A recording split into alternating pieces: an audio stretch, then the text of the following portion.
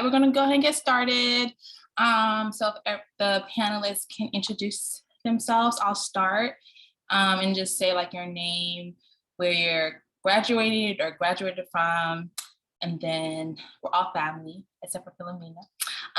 And well, yeah, and then what program you're matching to. So I'm Joycey Dehan. I went to American University of Antigua, and I matched into Lawndale Christian Health Center in Chicago. I can go next. Hey, y'all, I'm Adjua Kusiapia. I go to school at Michigan State College of Human Medicine, graduating, going to North Memorial, University of Minnesota, North Memorial in Minneapolis, and I'm hyped to be here. Okay, I'll go next. I'm Jacques Lamour. I am a Caribbean Medical University graduate, and I will be going to Call Foundation Hospital in Champaign, Illinois.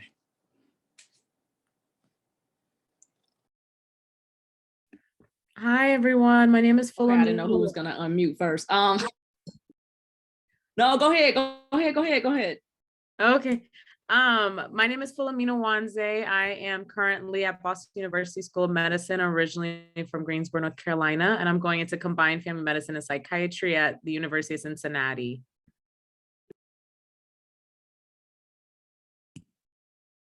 Hey, everyone. I'm Courtney Hatcher. I'm attending Rosalind Franklin University. Yeah, that long name. And I'm going to be with my co-resi Joyce at Lawndale Christian Health Center.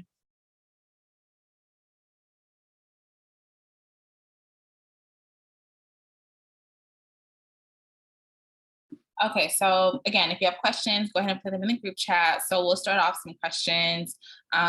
What were things that you were searching for in a program when you were doing your research prior, like knowing which program to apply for? What are like some of the things that you were looking for?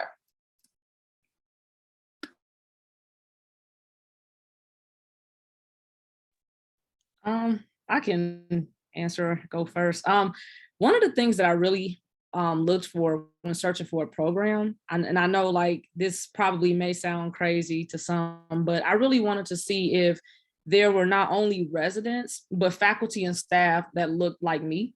I'm all about like inclusion, especially diversity, and I'm really about like giving back to underserved communities. So for me, it was more about like not just seeing that a program actually typed that out in a sentence, and really seeing if they truly, you know, represented that, and most importantly also just seeing like if there was, you know, any type of just like camaraderie. I try to look at like photos. It's pretty hard when you're doing things online. I guess everyone else can say that too, when you're trying to find like, you know, information about a program. But I really just tried to look and see like what type of support that they offer for residents throughout residency. I think that's like probably one of the like biggest things. But for me, it was really a focus of diversity.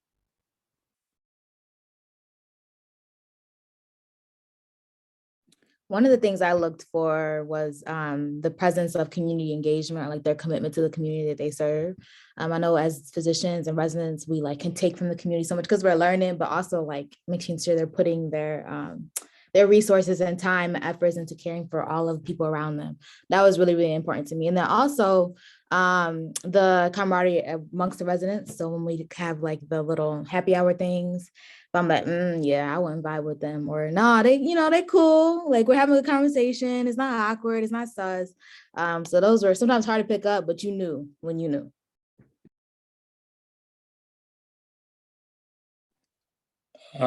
Some of the things that I looked for was university programs, because I felt like university programs have the resources necessary for the training that you need. So, and that's one of the things that I looked at for. And another thing that I was looking for, you know, like the level 1 trauma center, the OB level 3, you know, these are the things that I look out for in a program. So where am I gonna find the resources necessary for me to be able to get the best training I can get? And that's what I look for in programs. And then just to add for anyone that may be doing like combined or like maybe a smaller specialty, I looked at what amount of alumni they had and like how many people were still staying on. So like for Combine, it was important for me to go to a program that a lot of the faculty are also Combine trained, or they have like a large amount of people who've graduated to be able to have mentoring about how to navigate negotiations in a specialty that's kind of small. So that's also something that was important to me. Another thing, in addition to what everybody said, was research. So I didn't want like a program who said, oh yeah, they do research, but then it was really just like scholarly projects, like, you know, like I wanted like, or not just like poster board presentations, but just like things that actually affect change and stuff. What was I doing? I was saying, yeah, so I just wanted somebody to, I just wanted a program to actually already have that in place so that I don't have to be the one that initiates that kind of program. Sorry y'all about that. Okay, so my next question I have for everybody was, I guess, I know Courtney kind of talked about this earlier, but how did you know a program was intentional about diversity, equity, inclusion, besides like just having, you know, residents who are Black or faculty who are Black, but like that actually support their faculty and residents? So I can start because this actually is like what really kind of tipped it over for me at my program. They have something called a Minority Health Association. A lot of programs and schools will likely will have something similar, and if they don't, you should definitely ask why they don't. And so for me, you know, I knew like schools had this, but I didn't know like how like, you know, do they have a presence or not? And I went to one of their sessions and I just instantly felt like they really actually knew each other, like the way they were cracking jokes with everyone, like you could tell they like hung out. And then they asked like, oh, does anyone, you know, if you're coming to the area, let us know. And I feel like a lot of programs will say that, but like don't really do anything about it. And so I actually like wrote in the chat, I was like, actually, I am coming and I'm looking for housing. And someone literally emailed me that same day and was like, oh, this person, she's a neurology resident, like she can let you stay at her home. And it was just like such a welcoming and very like loving experience for me. And it made me feel like even, you know, that I will have people there that are like generally going to look out for me. And so I think that's like something that really stood out for me. And then just the second other quick thing was the family medicine director at Cincy. She actually used our second look and gave this very long but very thoughtful and like kind of talking, kind of like basically reading through her journal talks and just talking about like how COVID has affected her, and also how like she felt like she saw a lot of her privilege and like all the efforts they need to do for diversity. And like there's been times too where she felt like she might have said something a little bit off during like interviews, and so she like sent a like follow-up email kind of like talking it through and explaining like, you know, I'm so sorry if this came out this way, is what I meant. I'm so like just kind of like being really like introspective and recognizing when she's making a mistake and actually being open to hearing feedback. And I think that's really important when looking at a program. I'm going to continue with the answering the question. I was going to say one thing in terms of like DEI or even representation that stood out to me was that I remember going on my program's website and was like, y'all not really showing enough for me, right? So I was really apprehensive, but I ended up asking the PD to connect me with other Black alumni because there were a good amount. They just didn't have them in these three cohorts, present cohorts. So she did, and I talked to those alumni, and like they were mad cool, and they're like, no, like even in their class, there was like half of them were Black. She's like, I don't know, sometimes it just ebbs and flows. So if you might really like a program, but you're not seeing anybody looks like you, it might be helpful to ask program director or anybody like, hey, do you have Black alumni I can talk to, and even pursue that route if you really, really love it. But that's just one thing to think about when it comes to representation and looking for that.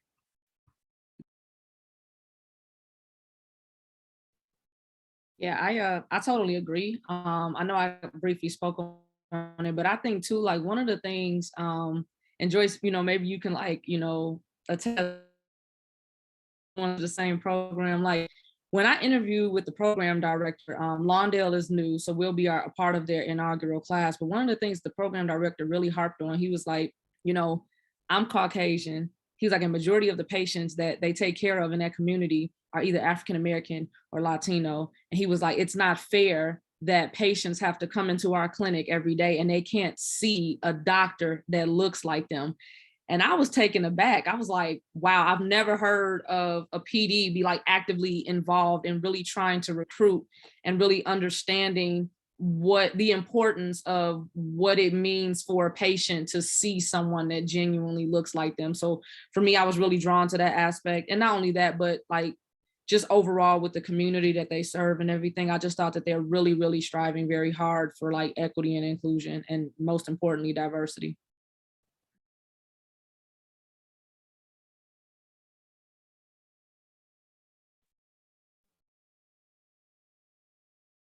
I'll answer this. So I think I did ask the question, like, what are some actual, sorry if somebody already said this, but what are some actual changes that occurred in the last year towards, DEI? And I remember I asked that question during like an open house, and like the APD was like, oh, what's DEI? And so even though they had like a whole DEI section on their website. And so like that kind of shows like, okay, I did explain to her what it stood for, but she's like, oh yeah, I know what that is, but I don't know. I just feel like the fact that she didn't even know what that stood for initially just kind of rubbed me the wrong way. But yeah, just like actually like, what are they just saying? Oh yeah, like we, it just kind of depends on how they answer that question. So I feel like if they actually can list out different things they've done, or if they can say like, oh, we're still working on that. You can take that how, like, based on how you feel, or you can try to think of some ways to answer that question. I can't think of anything right now, but yeah, just based on how they answer that question and the vibes they got. And then also like whenever you had like individual interviews with some of the residents or faculty member, I did that once. Just like, do you feel, supported as a minority, depending on the race, or, as a Black woman, or, whatever, however you feel comfortable asking that question. But that definitely helped me kind of gauge the support for the underrepresented minorities. I don't know if anybody else wants to answer that question some more.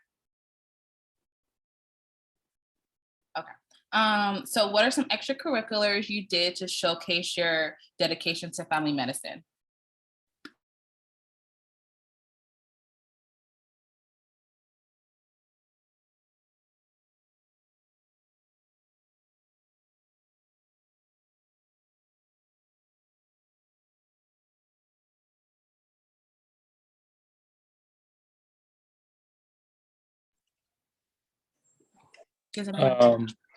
I want to say something. Well, I am from Haiti, and I started as an interpreter. So I was interpreting for people in the rural clinics and all that. And I think that's an experience that actually helped me out tremendously. And when especially when I get asked this kind of question during interviews and stuff. So if you are able to get some time in some rural clinics, it doesn't have to be somewhere far, in your communities and stuff, and somewhere close to home. I think that's a good experience to have, because they wanted to hear all about it. And some volunteering that might help. So yeah.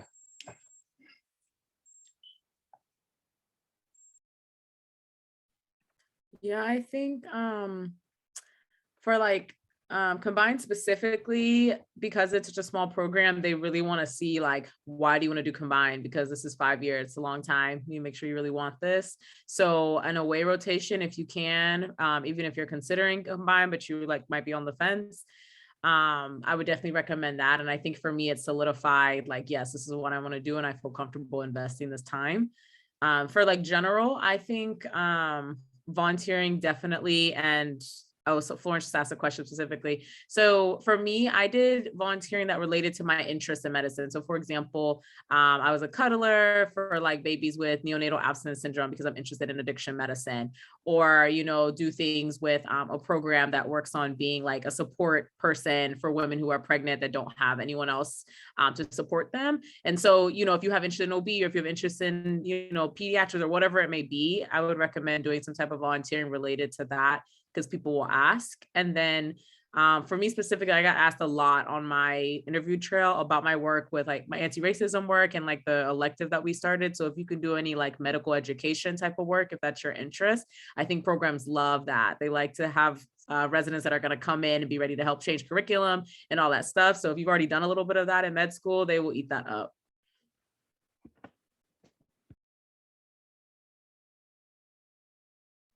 I wanted to add that getting involved in like your local AFP chapter, I think is really, really helpful. I don't know about y'all's, but I know here in Michigan, like they like love when students like want to do stuff or be a part of it. They'll make a whole role for you just so you can be active in the organization. So don't be afraid, like reach out to someone. All they can do is say no and whatever. But just like, hey, I'm interested in whatever you guys have going on. How can I impact you all as a student here? But put yourself out there a little bit, even if it's just through email, and see where it gets you. I think that's really helpful. It shows like leadership skills and just, again, your commitment and your interest in family medicine specifically.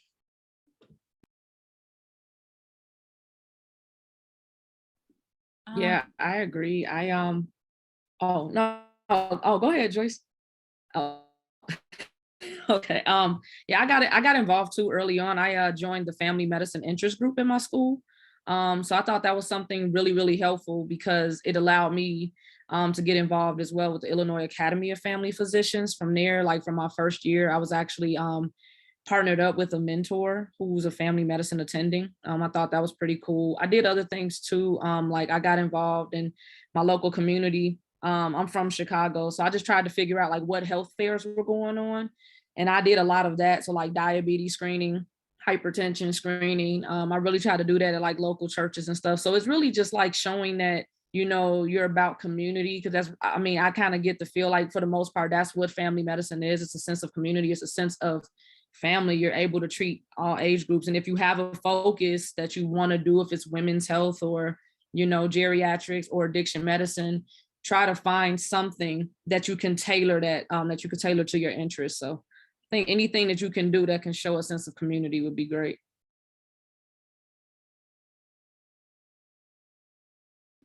Something else I did was at the AAA, the Association of Family Medicine National Conference. It was virtual for us last year, so thank God for that. So I was able to present a poster board there. And so when I would actually go to like different booths with different programs, I would actually talk about that poster just so like they could try to remember me. So I think like, so it's obviously presenting a topic within family medicine and doing research was something that I did. And it was talked about a lot during my interview trail as well. Does anyone else want to answer this question? I was just gonna say one thing too. I think the beauty about family medicine is like we can do almost everything, right? So I think if you're thinking, oh, well, I've only worked with kids, or like, oh, I've only done one population, like, will it apply for family medicine? Like, absolutely, it would apply. So almost any research, any volunteering that you do is probably going to somehow apply to family medicine. So don't stress out too much about that. Make it something that that you enjoy and you're passionate about, because that's what really needs to come through. And that kind of ties into my next question, like, what are some things that you feel like you included in your personal statement that made you stood out? So like for me, like the topic I presented at that conference was something I was passionate about. So I was able to tie that into my personal statement. And so I think that's important. So I think my topic was like,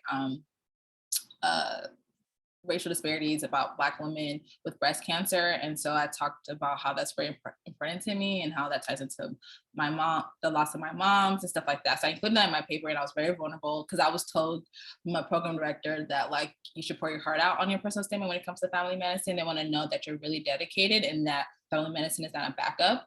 And so I think that that's important. So I think one time somebody asked, should you like get somebody to pay, like, should you pay somebody for your personal statement? And I would say no, just because it's gonna be very generic. Or even if you get help, like it shouldn't be generic. It should be very like individualized. This is for you distinctly.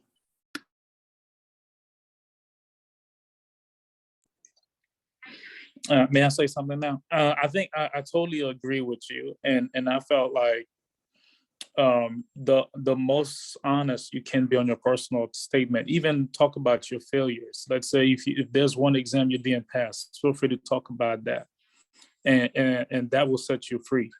And because they already know coming to this interview, they know what's going on with you. Yeah. That's it.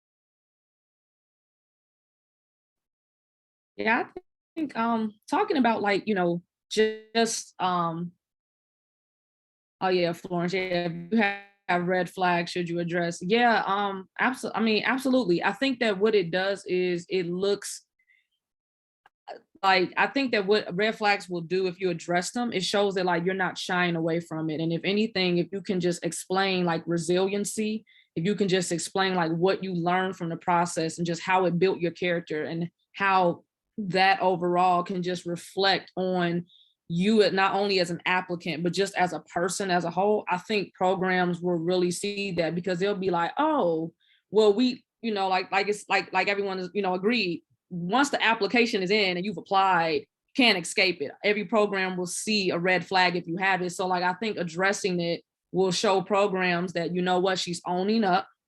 You're taking accountability, but you're addressing on like, you know, how you learn from there. But yeah, overall, like for me, for my personal statement, I agree with Joyce. Like I made something like very personal for myself. Like I play piano and I did something where I would just talked about like a student of mine when I lived home, maybe roughly about 10 or so, where I looked up what I really liked about them and like tied in something about every program that was very unique to that program in the personal statement. So I mean, if that's something you want to do, but make it personal, definitely make it your own.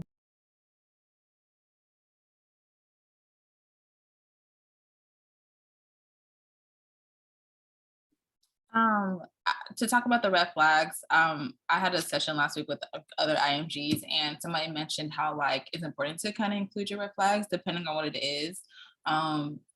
Like for instance, if it's like step failures, like she was telling me, somebody else was telling me how like, you know, she didn't get that many interviews on the interview trail. This is again for an IMG, but when she changed, she didn't include the red flag in her personal statement.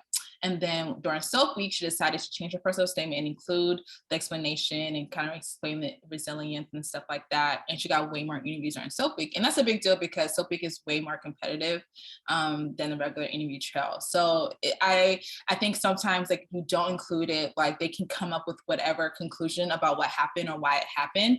And then if you can like narrate and own your story, you kind of just have an upper hand and just to kind of reveal what happened. And just something else somebody mentioned, just like kind of just state it in a few sentences and then like, you know, move on in the personal statement. Don't like use a whole one page to talk about it. And just to, oh, go ahead, Adwa. No, go ahead, Fumia. I was just gonna say to address Gloria, because I agree pretty much with what everyone has said already as far as making it like your own. But for this, I would say I had the recommendation to not tailor it to every single program. So if you have like 15 family med programs, you shouldn't write a different personal statement for all of those. Now, if you already know going in, like this is your top program, or like there's a very specific reason why you want to go to this program, then you can add some pearls in there. So you can talk about like your family ties there, or you can talk about like specific things from their website or from residents you've already spoken to and kind of include those a little bit in there for why, and it shows that like you're really interested in their program, but I wouldn't do the extra work for every single thing. And then for combined specifically, I did have a separate essay for all of my combined programs, and then I had one essay for all of my family med programs.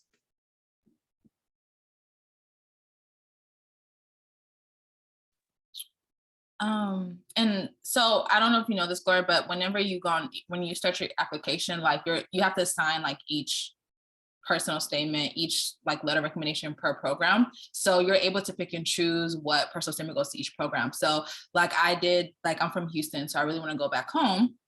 So I had that was like 5 programs. So I had a separate personal statement for those Houston programs. And I literally added like 1 or 2 sentences additional to the end of my personal statement, made sure it still wasn't past a page, and sent it to those 5 programs. And everybody else, you know, I had the the generic personal statement. For me personally, it didn't make a difference, but I've heard it does. So I'm not trying to discourage you if you're not doing it, but just like if you're stressing about it, okay, Catherine.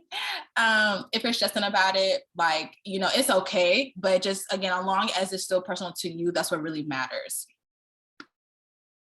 I wanted to give a heads up too, because some programs have specific questions that they want answered. A lot of times your personal statement is already going to answer those questions, but some of them want just a little bit more. So just be prepared for that you're going to have to probably write a couple more than you thought you were going to have to. So check those websites, be prepared for that. Yeah, that's fact. I don't know if anyone's applying to Massachusetts, but Lawrence Family Medicine in Massachusetts does have extra questions.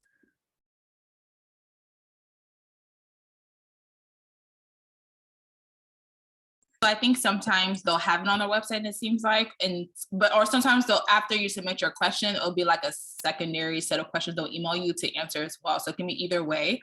But just make sure if it is on the website, make sure you answer them, because they can look at it as, oh, you're not paying attention to instructions if you don't answer them.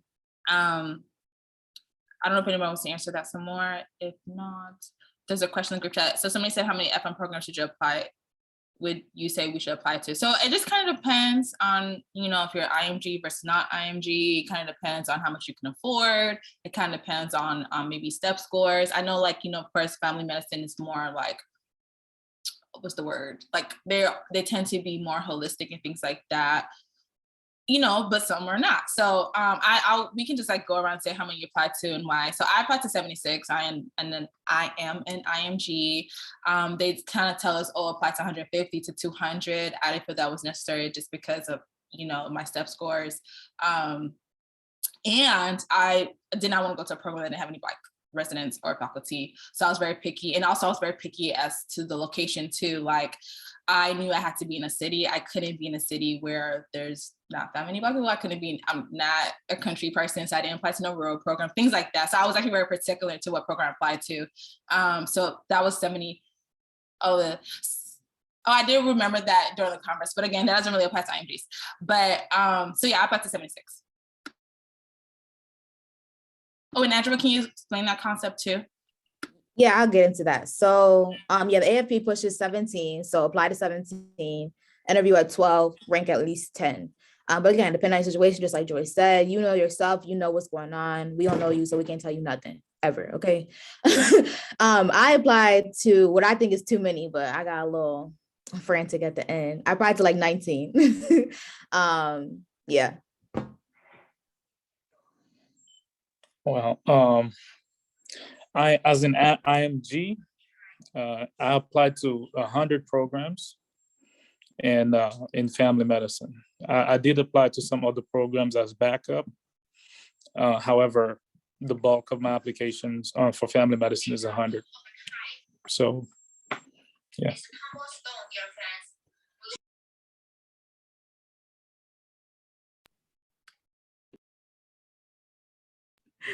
Go ahead, Courtney.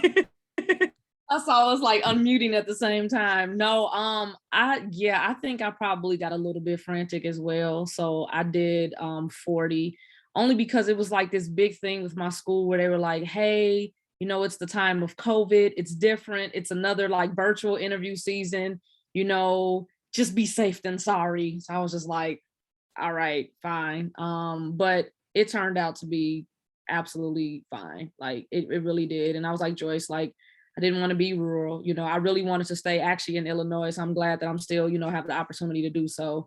But yeah, it'll definitely work out. And yeah, you just have to tailor it to like whatever it is that, you have going on. If you want to apply broadly, then apply to more programs. If you want to kind of stay local, like Midwest, West Coast, East Coast, you just apply accordingly. But it's like, it is really up to what you can afford, because these ERAS applications, these fees are no joke.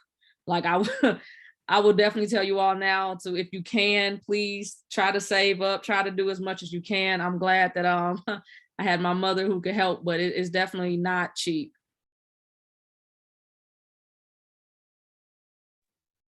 Yeah, I agree. It's not, yeah. I applied to, so I didn't know about this rule. Would have been nice to know about that. But I applied to 25, and out of that, 5 of those were combined, 20 were family medicine.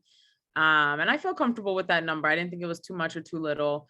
Since we're kind of talking about it and it's on the top of my head, for Patricia Marie's question, I feel like I didn't go about the match like search process in a way that I should have.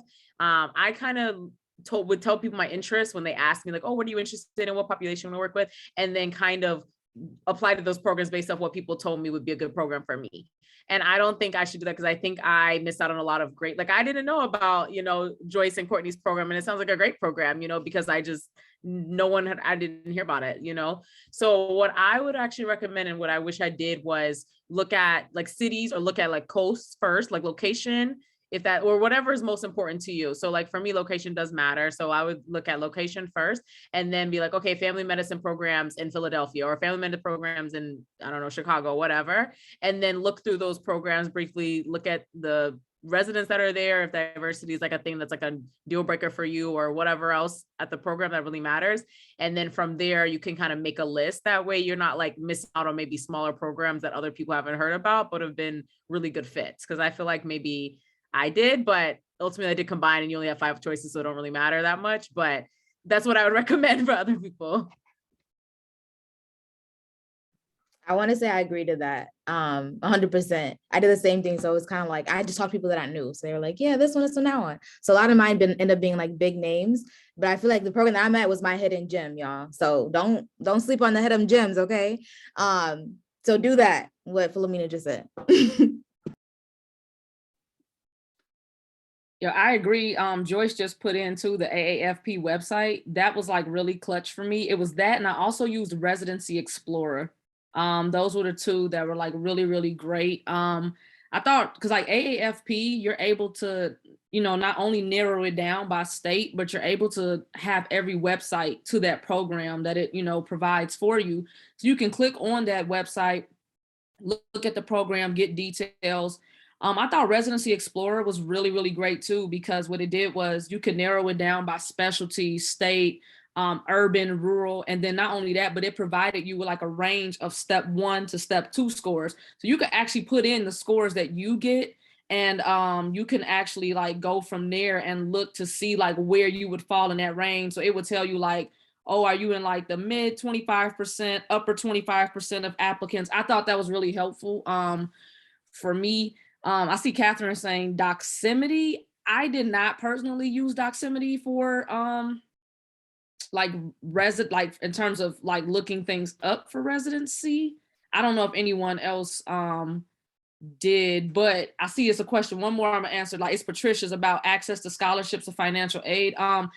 So my school didn't necessarily give it to us in the process. It was after we had already applied, and it was months later where they were like, oh, here's like a residency scholarship. And I was like, hey, well, I'll take my chances. I'll apply for it. And I actually got it. So it happened maybe about 3 months after I had already applied, but I ended up getting the money back. So, I'm not really aware of any, for me personally, with my school, scholarships, financial aid. If you need it, I'm sure your school will definitely, if they're very helpful, they'll definitely help you out with that.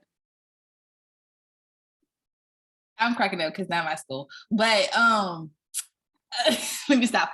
Okay, so I wanted to go back on the looking up programs list. Yeah, so I would explore you to look up each program too. That was a question I have, like, should I just, now that I know what programs I'm going to apply to, should I actually go through like each program in detail to make sure like I meet the requirements? And because like it's a lot of programs to go through, especially for IMG and applying to like more than 50. That's a lot of work. But I will say yes, because you'll see that sometimes you don't meet the requirements. And I know somebody asked like if you don't meet the year of graduation, so some programs say, oh, you can't be past 3 years or 5 years. And I don't know, like I personally wouldn't, just because they might just have a filter and they can't filter you out. But if you really want a program and you let's say they said, oh, it's been 5 years since you graduated from medical school, and they have that requirement, and you can always reach out to the program coordinator before the season starts, because after the season starts, I want to say it's too late, but they're just going to bombard it with email. So reach out to them prior and, maybe explain your situation. You can probably explain like what happened, things like that. And just show like, and in that email, like say why you want to go to that program specifically, like don't say something generic. But yeah, so I think if you really want a program, you should come to them individually. But I do think, if you are low on money, I do think it's worth not applying, but it doesn't hurt to either as well. And then, so I wanted to also go back to so it's important to do your research on each program. I do think people miss out on hidden gems, or like my program was new, so nobody was going to tell us about this program and stuff like that. So definitely, I think like going on AFP website will list each program it has in each state. And you can also put like 3-year program versus 4. There are some programs who are 4-year programs in family medicine. And I think there's a few other like criteria that you can put in. And then by each, like let's say there's like 10 programs in one state, then I'll go through each website and see, we'll go through each website and see like this is a program I want to apply to. So it is a lot of work, but start it early. Like don't do it. You can't do it in one day. Like start it like, if applications are due in September this year, then maybe start it in, the summertime, because you also want to be strategic. And when you're going to like these conferences too, you want to know like which programs you want to talk to at the booth and stuff like that. So if you can kind of start that earlier, it's better. Does anyone want to answer that question as well before we move to the next question? I was just gonna say real quick to add on to you, Joyce, for emailing before the season starts, like I would just like exclamation point that, because I had a situation where there wasn't an away rotation already set up because of COVID. They were like question mark for UC Davis, and I had emailed and talked to her, and then like I myself had thought like, okay, I'm not going to apply anymore. And then when it was time for the applications, the director actually remembered that I had emailed her, and she emailed me and was like, I don't see your application. Where's it at? So I would say it's super important to do that, because they remember you, and like, maybe at first they weren't willing to do it, but then they remember your interest, and like maybe their application pool isn't what they thought it was going to be. And then they reach back out. So like, never feel like, oh, I don't know if I should, blah, blah, blah. Just send it. The earlier you send it, you show your interest, it really makes a difference.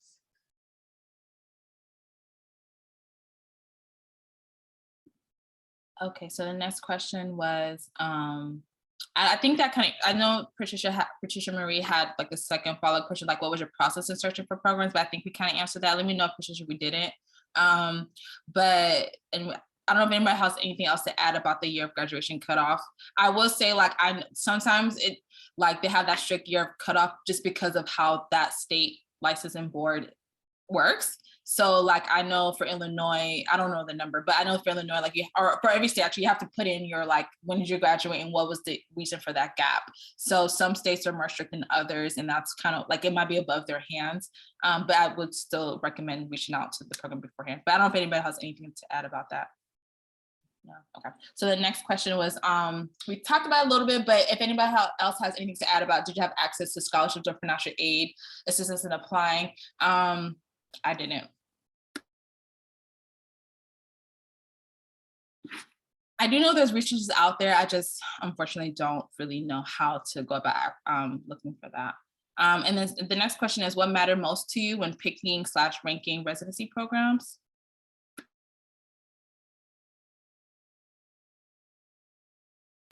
I think one of the biggest advice I received, because this was hard, y'all. You think you know. And then you realize, dang, maybe this, maybe that, right? One of my biggest advice that I got was being in a place that you feel like you can grow. So sometimes we can pick places that like, oh, it's great, but like maybe you'll stay stagnant or maxed out or whatever, but a place where you can grow or grow something or just to continue to thrive, right? And to be better. Another one was having or being in a place where you can like pinpoint, oh, that'd be a good mentor, or I want to be like that person. You might get that feeling on an interview, you might not. You might have to ask to interact with other people, in the residency program to really get that. But those were 2 big things that stuck with me like a lot. And don't forget to ask the hard question. So if you feel like something was weird or like kind of off or like, why don't they have this? Like ask that. Send that email and ask it. It's okay, ask it. I think that one of the most important thing about that is like the gut feeling. Like, how you interview, if your interview went well, and the questions they ask you, how you answered. So basically, based off of that, how you feel like they were reacting throughout the interview. And remember, these are important cues. Like you look at the interviewer's face, how they respond to your comments and all that stuff. I think all of that mattered to me. And at the end of the day, you go with your gut feeling, you're never wrong. I agree about that gut feeling. Absolutely. I remember Joyce and I, we were on group meet probably like a few months ago. This is way before like rank was due and everything. And we started talking about like programs. And I told her one thing about a program that I had to go back and really do some digging and some soul searching. And I had to go back and change that rank list because it was like, okay, no, like where can I honestly really see myself? Where did I feel the most comfortable, that I felt like I can allow, you know, my personality to shine, but not only that, you know, it would be welcomed by the faculty and staff and just, you know, anyone else that I would work with. And honestly, like, I mean, I feel like, you know, yeah, you have to go with your gut. You have to. You absolutely have to. I think that's one of the things that I think I kept hearing a lot, especially during ranking, like, go with the place that you really want to, that you can really see yourself at the most, you know, regardless of the name, anything. If that's where you really can honestly see yourself and there's no place else, you rank that number one and you go with it. So I agree with that. I think my 3 non-negotiables was location. I can't be in a dry city. I will be sad. Number 2 was diversity. I don't have time to be dealing with that. And I do think microaggressions racism might be at any institution, right? But I think it's important how do they respond to that? How are they going to support you? And like yeah, and I think it's kind of explanatory. And then the third one was just kind of like what they were saying, like how do you fit in with the rest of the people? Because like you're gonna be there for like 80 hours, a week sometimes, and like that's a lot of time. Okay, like you're gonna be spending more time with them than anybody else, like your family, if you have a spouse, whoever is at home. And I want to like my residents, I want to like my attendings and things like that. Because I remember I had one of my sub-Is, like we had an attending, and everybody was always on edge when she would it was her week on, and I felt like I didn't, and that was even like the third years, like how are you chief resident and you also scared of your attending, like, and it just showed like, no, the relationship between residents and attending is so important to me. And I would have known that until I experienced that on my sub-I. So I think it's important to ask, like, how's the relationship between the residents and attendings, like, how comfortable they feel asking questions, things like that. So just a match between the other residents and also the faculty as well. And I know sometimes it's hard to assess that, but one question I did ask people was, like, on a scale from 1 to 10, how comfortable are you with your attendance for us asking questions, coming at night, and et cetera.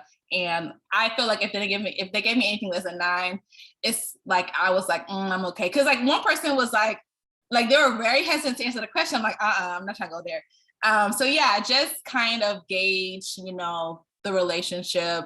And that obviously that's more of a question for the residents as well.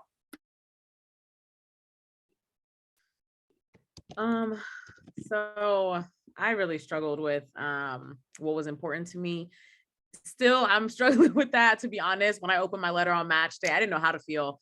It was what I thought, it was what I wanted, but I think it was so scary because it was like also a reminder of like what I've gotten used to the past 5 years is now changing. And so if you don't really know what your priority is yet, that's okay. I think one thing that really helped me is remembering that feelings can be fleeting. So, when I was about to submit my rank list, I started going back and forth, and I was like, do I really want Cincy to be my first? Like, but then I had to remind myself, like, okay, you've been talking about this school for like almost a year at this point. They have the mentorship you want, they have the psych and the family, they have like, all these things that are actually logical, practical things versus your feelings, which are like nervous because, all these, you're anxious, you're going to miss your friends, things are changing, transitions. And so I think when it comes down to making a rank list, if you remind yourself of the actual practical things, that can be really helpful in like making a decision that you feel comfortable with, no matter what the outcome is. Oh, and I want to add to that, like, make a rank list as you're going through the interview. So like I had notes in my phone, and so like after each interview I would like start adjusting it. And honestly, it probably changed like a little bit when it came down to rank list, and I also took notes after each interview to say like how did I feel, so that you know, after your 5th, 6th, 7th interview, like you're gonna forget how you felt, honestly. They just start to like kind of merge all together. So make sure you take notes after each interview. You will thank yourself later, whether that's like through a voice recording, whether that's through your phone or like some Excel sheet, however you want to do it, just make sure you actually keep track of how you're feeling after each interview, because that's important. And one thing that I'd like to add, like if you can schedule your interviews based upon your favorite to your least, basically your least favorite first, and until you build up to your favorite, because you can learn so many things in interviews before the one that you really actually want.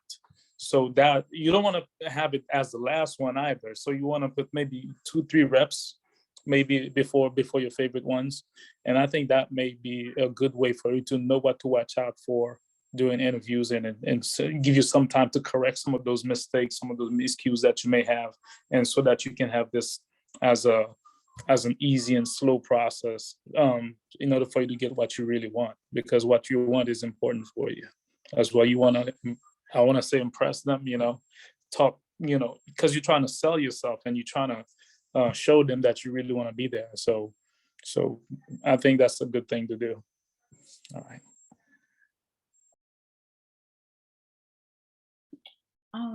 Next question we have is, if you attended or didn't attend the AFP National Conference, did you feel it put you at an advantage or disadvantage when you applied in terms of networking with programs?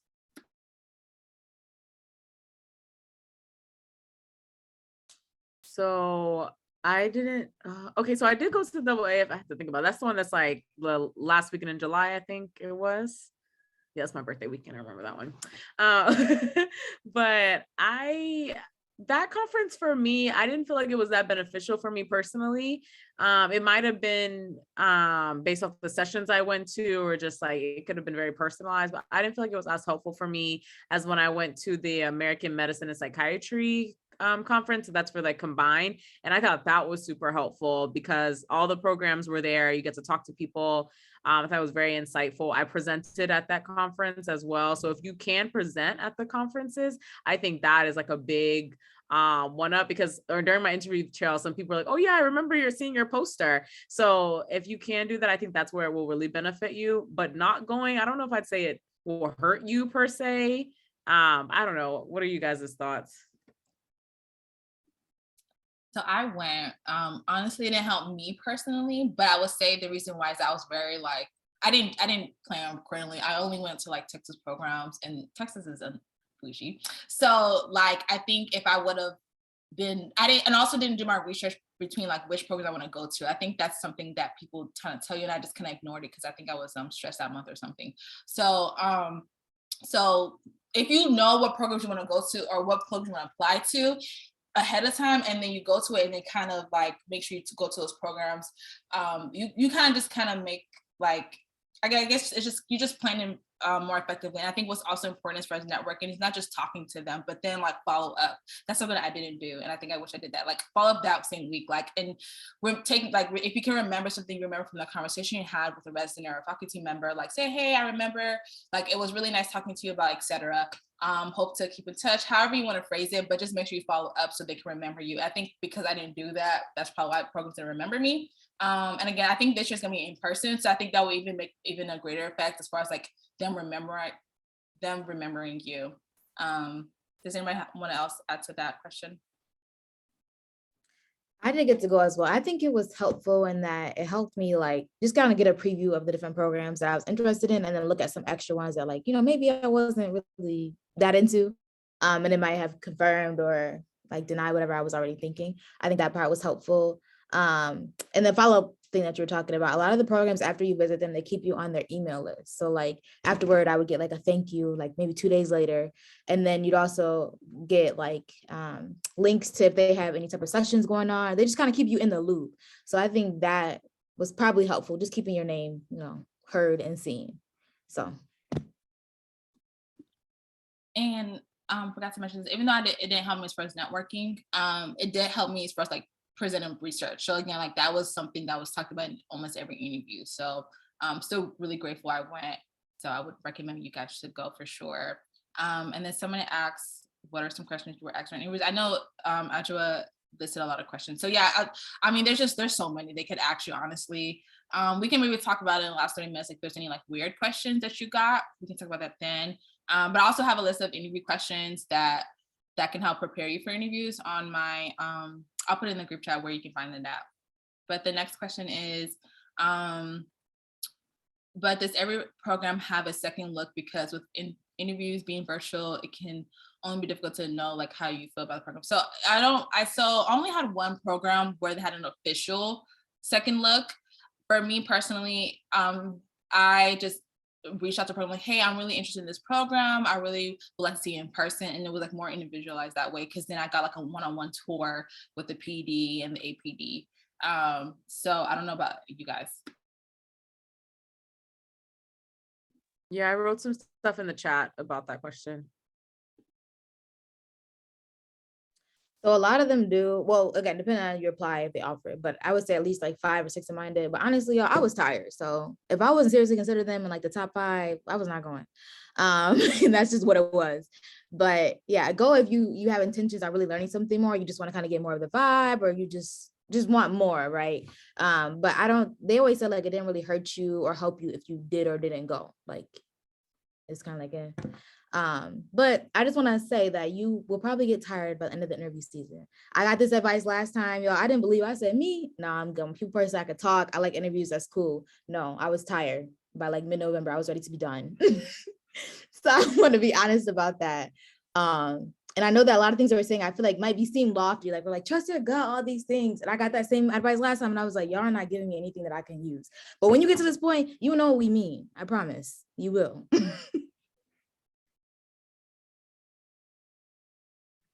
Yeah, you're not gonna feel like wanting to dress up every single time, having to put a smile on your face. I promise you, on every interview season, like midway through that like 3-hour mark or something, I felt like my cheekbones just kept getting stuck from smiling all the time. I was just like, so yeah, it definitely is one of those things. It's a lot of it's endurance. It definitely is. If you can, kind of just never do one thing too. But I know some of my classmates did this year. I would definitely give some big advice to everyone. Please do not schedule 2 interviews in the same day. You will wipe yourself out. I had a few classmates that did that. They were like, oh, I have a morning session in the afternoon. Don't do that. If it's just one in the morning, please rest that afternoon. Or if you have an afternoon session, rest up, get plenty of sleep in the morning, just kind of get your mind right, wake up, take your time, get dressed, get ready. But please don't do 2 in one day. You will totally wipe yourself out. That can be almost anywhere up to like an 8-hour day. Some of my interviews were like 4 hours long, and it's online, and you have to sit there with this Ring camera and makeup and just look cute and pretty. Just don't do that to yourself, please.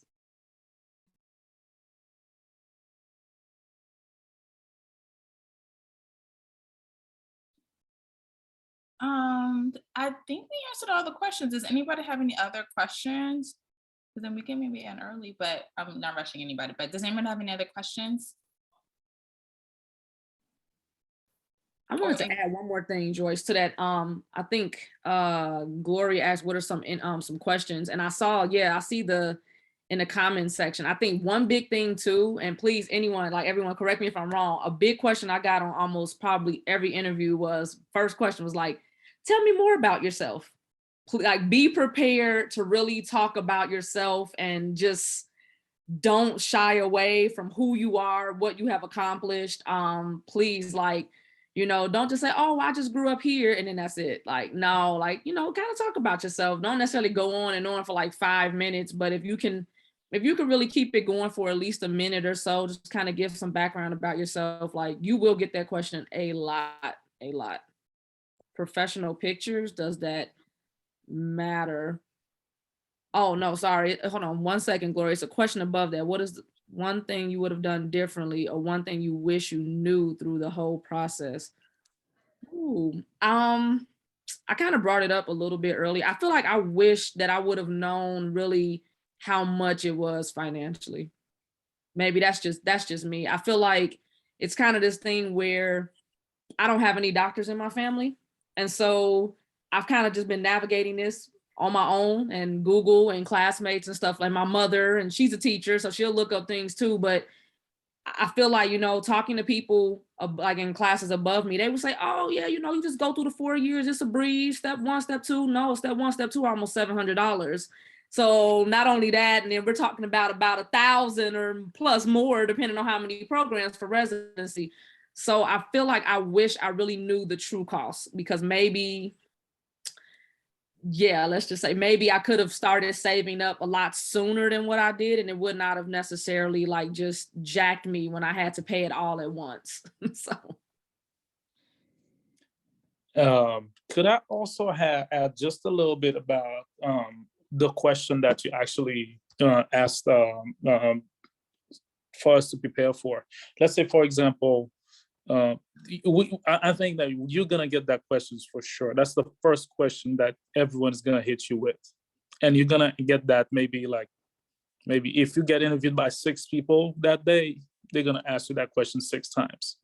So basically, what I would do is to learn how to do what's called an elevator pitch. You can go on YouTube and sort of like market yourself, sort of like present yourself to whoever. Let's say just like you being hired for a job, and then when they ask you that, then you got to give them something, something exciting, something pretty but short. So I definitely recommend that. And also I will also put a book that I use to answer certain questions, and I think that helped me out a lot. So I'll put an image in there, and so you guys can see what it's about and how to answer some of those cliche questions. You know, they're gonna ask. Some people will ask you those questions, other people will not ask you those questions, but they're gonna be there.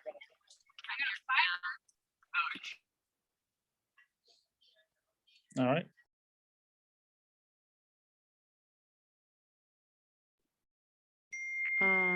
I wanted to, so one thing I wish I did differently. I also talked about this a little bit with how I went about residency, instead of just like basing off what people told me, making sure I like my location first and then kind of looking, or go to the AAFP website. I think that's even a better idea. And they gave the list of things. A different thing I wish I had known or done differently through this whole process. Wow, that's a hard question. I think if you can, and again, this comes up to money, and money is like, unfortunately, such a thing.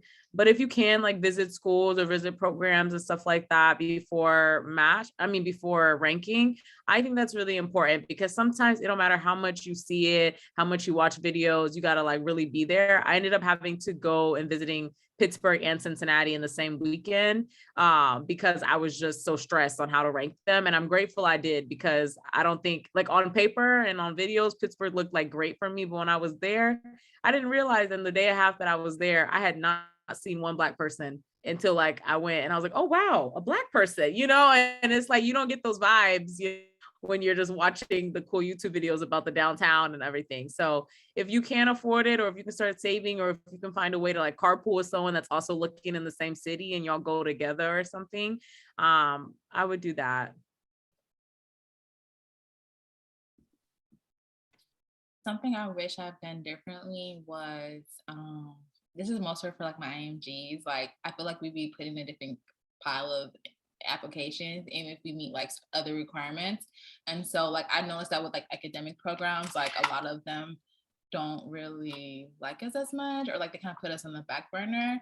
And so like I wish I had reached out to interviews. I wish I would reach out to programs before interview season. I didn't know I had to do that. I just thought like, okay, my application is decent, like whatever. I don't think I need to do that. But I wish I did, because I think that would have helped me landed some more some more interviews with some of these more prestigious academic centers or programs or whatever. And I think and I know someone who did that. Like this person I know, like I think she's had like, I think maybe she failed step like 3 times or 4 times. No, I think it was 3 times, and then I think step 2 like 2 times. So she had a lot of step failures. And so like she like literally emailed a bunch of programs ahead of time before application, like maybe like 2 or 1 week before applications were open for programs to look at it, and she got like 20 interviews. And so that really just speaks to like it's important to reach out to programs before interview season.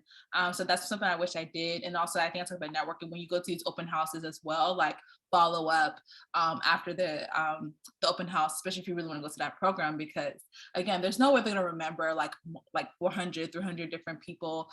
Even if it was a great interaction on the open house, they're less likely to remember you unless you actually reach out to them individually. So that's something I wish I would have done differently. Does anyone else want to answer that question? I had Well, something. I went from my friend. Oh, sorry. Go ahead. I wasn't gonna answer a question. I was just gonna add something. So what I wanted to add is just whatever your situation is, remember that you qualified. Remember that this is your job. This is what you set your mind for. So it doesn't matter what the situation is, you will get a job somewhere. Thank you. Mine is not nearly as deep, but I was gonna say that my friend brought this up. She was saying how during her interview, someone might ask you a question, and maybe like you got a good answer, but it's not coming to you. She's just like, "Can we come back to that question?" And I'm like, "Duh!" Like that is such a good yes. Why didn't it's so simple? Why didn't I think about that? But like you have the authority to do that in an interview. Of course, don't use it all the time, but like if you get a question, you just like it's not coming to you right or like the way you want it to. Let's come back to that question and get into something else. They're gonna say yeah. So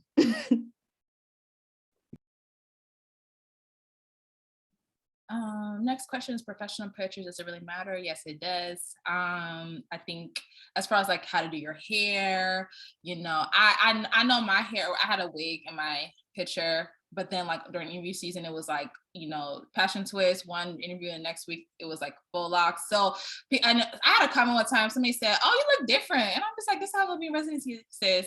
Like, so people would say, "Oh, like make sure it's different, like make sure it looks the same." I mean, that's just who I am. I always change my hairstyle. So if that's problematic, I don't know what to tell you. But I mean, I would just say look professional, of course, look cute. I would, if you're low money, you can always use your iPhone and just try to make sure like there's like, really, people say either white or like a gray or like a cream, like a very like one solid color. And of course, be professional. Like if, wear a suit with a nice button down, things like that. I'm extra. I got my makeup professionally done, and I got my hair done, and I had a professional. But I'm glad I did that because like that picture's gonna be used so many different times. Like it's gonna be used on my website. It's gonna be used for so many different things. So I want it to be cute, and I'm happy I invested in that. But again, like there's so many other ways to go about it cheaper. Yeah, I also think you can go to like Walgreens or CVS or Rite Aid, any of those places, and they can also do professional photos for you. And I think it's pretty cheap. Sorry, I'm cheap relatively. I don't know everyone's like pockets and situations, but I think it should be more like reasonably priced.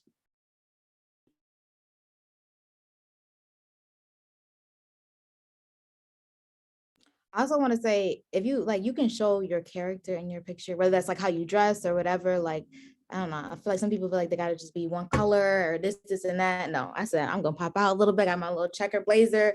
Okay, so let it speak to who you are. Don't go, extra, but don't be afraid to is what I'm saying. Yeah, I had burgundy hair. So I mean, it was a touch burgundy, but so do you. It's not, I don't think it's that deep, honestly. And if a program makes it that deep, it's probably not the program for you. And if you want to wear natural hair, do it. Just, make it look cute. Someone also asked, how do you answer, what is something you highlight and then tell me about yourself? I know we kind of touched on it. I don't know if anybody wants to add else to that question. No. Okay. What's the next thing? Okay. I don't know if was there any other questions I missed out on. Sorry, I was gonna say like a quick for a little quick template I went down. I don't know if you write in, but what was helpful to me, because I struggle with this question, I started with my background. So I talked about like my ethnicity and like how I identify, talked about where I grew up. And then from there, I talked about, for me personally, my mom being a nurse and like me being introduced to medicine that way. So whatever your introduction to medicine was. And then from there, I like did in a chronological order. So I went from there and then how that led me to undergrad, the activities that I did in undergrad that related to medicine and my interest, or like whatever you may do there that made you passionate about this specialty if you found out that early. And then from there, I talked about how that led me to what medical school I picked and why I wanted one that was focused on social justice and blah, blah, blah. Again, keeping the theme of your interests and things that you need them to know is important about you. Talk about whatever you did in med school that's important related to your interests, related to family medicine or what, or combined, whatever you're applying to. And then from there, I then talked about this is how it led me to specific residencies. And I talked about how I was selective in the residencies that I picked. They love to hear that word, that they're special. They like that. So, you know, talk about like, oh, I look for residency with this because I was interested in these things and I want them looking to be able to have these opportunities or impact the program in this way. And that's kind of like what brought me here today. And that's like a good little wrap up. So that's how I did mine. Just if you wanted like a practical, you know, template to start, you should definitely do it, whatever makes you feel most comfortable for you. But that's an example.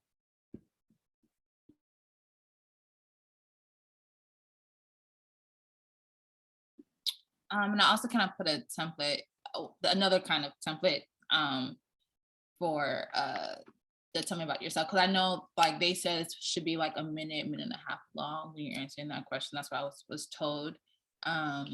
But someone else is asking me like what was the content of the email that somebody sent to before the application was open, whenever she was able to get 20 emails. So I don't know the person personally, so I don't know what was in that email, but I would just when I did send out my letter of interest to programs, I was very like deep, like I had a broad template, and I can send this to anybody if anybody wants to know, but I had a very broad template, but then I will still personalize each email. So like I will say, you know, this is what, introduce yourself, of course, and then include in that email like what I guess like why you'd be a great fit, like maybe there's some things about you or your CV that would make you a great fit for that program, and also like what specifically about the program do you like and why you want to go there.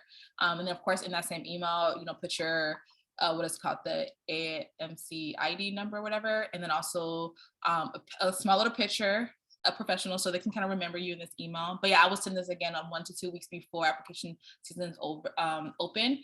So yeah, hopefully that answers your question. Yeah.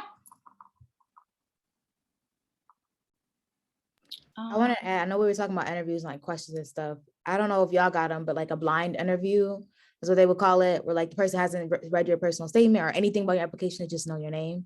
And you just come in and talk to them. So I didn't know about this. And there was nothing wrong with it. It was cool, it was regular, but I was like, oh, okay.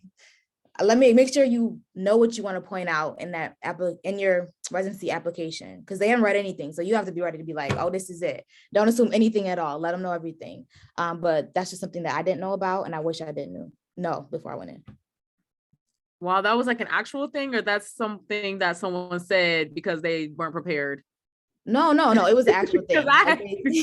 No, they said it in the introduction to like the program. They'd be like, we do have a blind interviewer. It's your first time like ever knowing about you. So I actually like those the most. So we always had a good conversation. It was fun. I had that too, like, because they started asking the questions. I was like, didn't you say this? Didn't you read this my personal statement or whatever? But then they did preface, oh, you know, we haven't read your, we like to meet you first and then read your application after the fact. So that was interesting.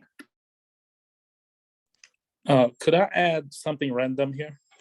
So basically, I think it's important to be aware of what's going to be on your background behind you when you're interviewing. And because I was in an interview and they were looking and commenting on what people had on their background. So that can be an interesting thing. So be conscious of that. And so if you're going to put something, make sure, you know, it's you know, you're aware of what's behind you. Oh, that is so important. Yeah, I could piggyback off of that. I just had like, you know, I think it's safe to say like maybe most people had like a white background. I had a picture, I definitely wasn't on this wall, but I did have like a nice photo, or like it was like kind of like a little statue thingy behind me, just something very simple. Yeah, I've definitely heard some horror stories. I heard about a few classmates that hadn't done laundry, had laundry on their bed in the background. And yeah, so yeah, just try to keep it very simple, you guys. Like you don't have to do anything like super extra and above. If it's something like some really nice artwork or something, but nothing that will like distract you. Nothing that, you know, will constantly like make you look away. Now, don't get me wrong, when I had the breaks and they were like, oh, you can shut that camera off, like, honey, I definitely take advantage of that, okay? I got up, I stretched, probably did a jumping jack or two. But yeah, like, just, keep it simple, don't necessarily overdo it. But I totally agree. Just be mindful of what's in your background when you interview. They will be virtual this season, right? Again? Okay, kind of, okay. So it's kind of opening back up.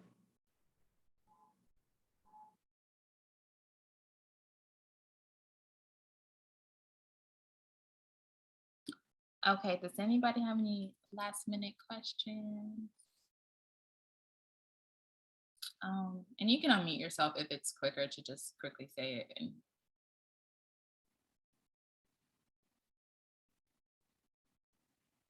No, okay. Oh, no. So a few people are asking me to send them the template. I can't multitask right now. So let me put all the information on everybody's contact. So just message me on Twitter, Instagram, and then I will remember to do it afterwards. Just because I can't, be scrolling over it and stuff like that. But yeah, does anyone else have any other questions?